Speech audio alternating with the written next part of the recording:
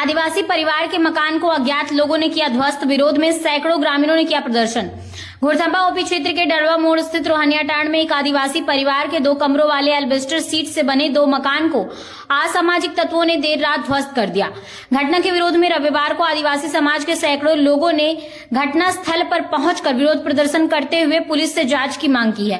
पीड़ित मंजलू बास के पिता नुनू मांझी ने थाने में दिए आवेदन में बताया कि उनकी रैयती जमीन खाता संख्या 8 प्लॉट संख्या 109 पर दीवार और एल्बेस्टर शीट से बने 2 पक्के मकान थे।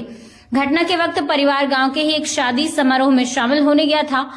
घर लौटने पर उन्होंने देखा कि दोनों मकान पूरी तरह मलबे में तब्दील हो चुके थे। मंजलू बास्के के अनुसार टूटे मकान के अंदर रखे अनाज, बर्तन, कपड़े व अन्य जरूरी सामान भी मलबे में दब गए, जिससे पूरा परिवार बेघर और बेअनाज हो गया। पीड़ित ने घोड़थंबा ओपी प्रभारी से दोषियों की पहचान कर सख्त कार्रवाई की मांग की।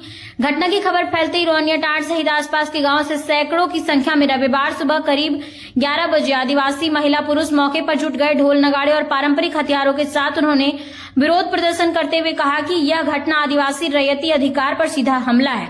प्रदर्शनकारियों ने प्रशासन को स्पष्ट चेतावनी दी कि यदि दोषियों पर जल्द कार्रवाई नहीं हुई तो आंदोलन और उग्र रूप लेगा। इन लोगों का सदियों से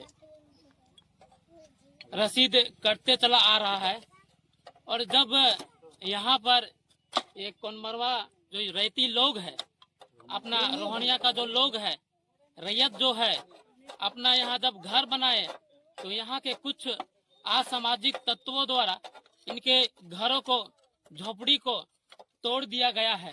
इसलिए हम प्रशासन से मांग करते हैं कि ऐसे असामाजिक तत्व जो आदिवासियों के खतियानी जमीन जो सीएनटी एक्ट के दायरे में आता है, उनको बेदखल करने की जो कोशिश कर रहा है और इनके घर बार को और खेत खलिहान को अपने कब्जे में लेने की कोशिश कर रहा है, ऐसे माफिया और असामाजिक तत्वों को उनके ऊपर एफआईआर दर्ज कर अविलंब उन्हें कड़ी से कड़ी कानूनी सजा दें और आदिवासियों के जमीन को बचाए रखें। जम्मू प्रखंड अंतर्गत बद्दीहा एक पंचायत में संचालित जन वितरण प्रणाली पीडीएस की दुकान लगातार ग्रामीणों के लिए परेशानी का कारण बनी हुई है। शनिवार को 12 बजे ग्रामीणों ने अपनी परेशानी जाहिर की। बताया गया कि दुकान संचालक किरानी नारायण देव की दुकान पर तकनीकी समस्याओं के साथ साथ अब अनाज कटौती का गंभीर आरोप भी सामने आया है। ग्रामीणों का कहना है कि दुकान पर लगी पीओएस मशीन केवल बिजली रहने पर चलती है। बिजली कटते ही मशीन बंद हो जाती है और लाभुकों का बायोमेट्रिक फिंगरप्रिंट नहीं हो पाता, जिसके कारण उन्हें उसी दिन राशन नहीं मिलता और उन्हें वापस घर लौटना पड़ता है।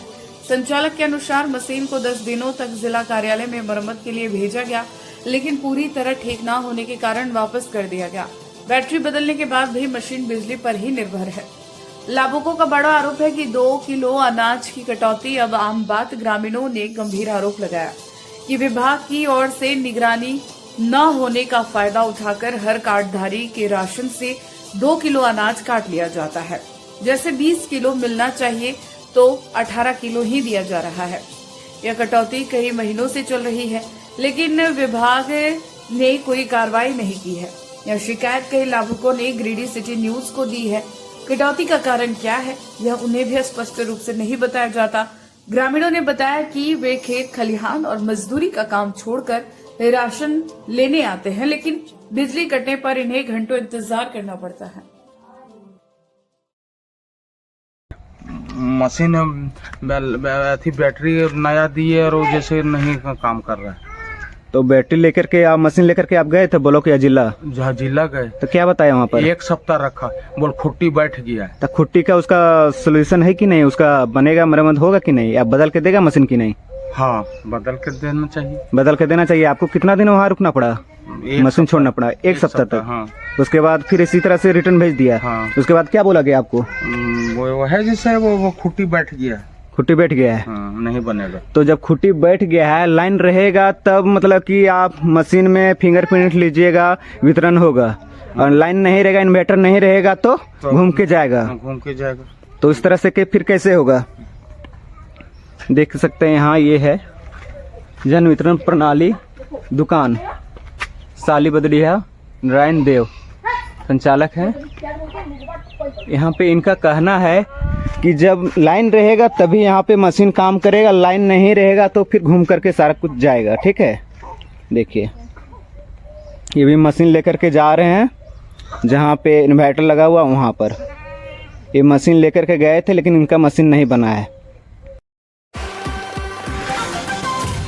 गिरिडीह उत्पाद विभाग की टीम ने सरकारी शराब गोदाम से शराब की पेटियों की चोरी करने वाले 3 युवकों को गिरफ्तार किया है।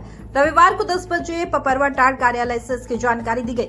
गिरफ्तार युवकों में एक बेंगाबाद के कर्णपुरा, एक पीटाड़ और एक गिरिडीह के सीहोडीह का रहने वाला है। बताया गया कि उत्पाद विभाग की टीम ने जब इस मामले में एक युवक को गिरफ्तार किया तो उसने इसकी पूरी सच्चाई बताई, जिसके बाद टीम ने उस युवक के साथ अन्य युवक को शहर के बड़ा चौक से गिरफ्तार कर लिया। इनके कड़ाई से पूछताछ की गई तो उसने पूरी सच्चाई बताई। बताया गया कि युवक पुराना परिशोधन भवन के पीछे कई वर्षों से रहता था। इतना ही नहीं, उसका पुराना परिशोधन भवन में भी उसने एक छोटा सा कमरा ले रखा था। इसी का फायदा वो पिछले कई वर्षों से उठा रहा था।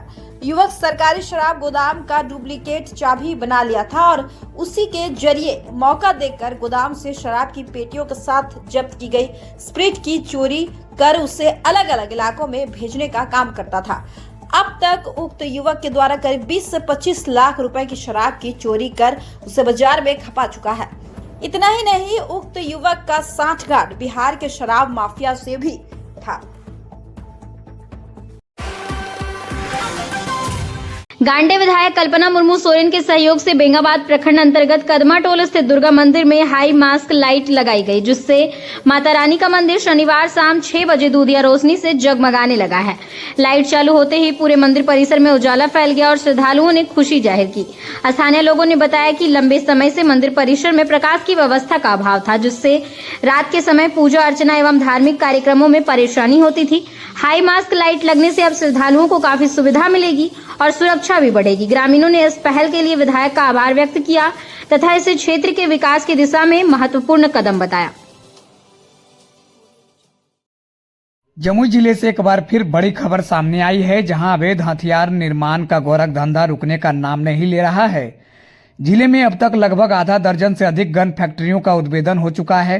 ताजा मामला झाझा थाना क्षेत्र के पहाड़पुरा गांव का है, जहां लखीसराय में पकड़ाए गए अपराधी मुंगेर कासिम बाजार के रहने वाले मोहम्मद रफीक की गिरफ्तारी के बाद लखीसराय पुलिस ने उसके निशानदेही पर झाझा पुलिस के साथ मिलकर झाझा थाना क्षेत्र के पहाड़पुरा गांव में छापेमारी कर एक और अवैध गन फैक्ट्री का खुलासा किया है। छापेमारी के दौरान झाझा थानाध्यक्ष संजय कुमार सिंह एवं अन्य पुलिस पदाधिकारी पुलिस बल जब गांव के एक ऑटो चालक मोहम्मद रुस्तम अंसारी के घर पहुंची तो एक कमरे से अर्धनिर्मित हथियार और हथियार बनाने में इस्तेमाल होने वाले कई बड़ी मशीनें बरामद हुई।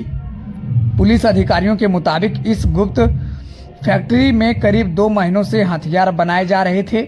मौके पर मिले सामानों को देखकर पुलिस भी दंग रह गई। छापेमारी के वक्त घर पर मौजूद रुस्तम की पत्नी बानो ने बताया कि उसने यह कमरा किसी आसिफ नाम के युवक को किराए पर दिया था। रात में अक्सर कमरे में घिसने की आवाज आती थी, लेकिन उसने इस बात की जानकारी होने से इनकार किया। पुलिस बानो के बयान की भी जांच की जा रही है। फिलहाल पुलिस ने इस मामले में 2 लोगों को गिरफ्तार कर लिया है और पूरे नेटवर्क की तहकीकात की जा रही है। पुलिस का कहना है कि जिले में सक्रिय अवैध हथियार गिरोह पर जल्द ही बड़ी कार्रवाई की जाएगी, ताकि ऐसे कारखानों पर पूरी तरह से रोक लग सके। नाम है आपका? बता देंगे क्या? बानो। अच्छा, एक बात बताइए, घर किसका है ये? उसमें मेरा है। आपका घर है? हाँ। सामान किसका है ये? सामान आया जमुई से। जमुई से? तो बोले भाड़ा तो दीजिएगा। तब मेरा पति बात करे, गाड़ी चलाता है, उधर बात करने होगा। तब पति बोला कि घर देने भाड़ा, कल ना हम घर नहीं देवे भाड़ा, कल 1-2 महीने के लिए देने, कल ना हम नहीं देवे।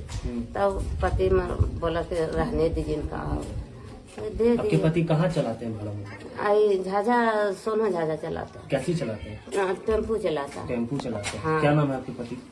रुस्तम। रुस्तम। हाँ। तो इस घर में जो अभी सामान पड़ा हुआ है, ये सामान किसका है?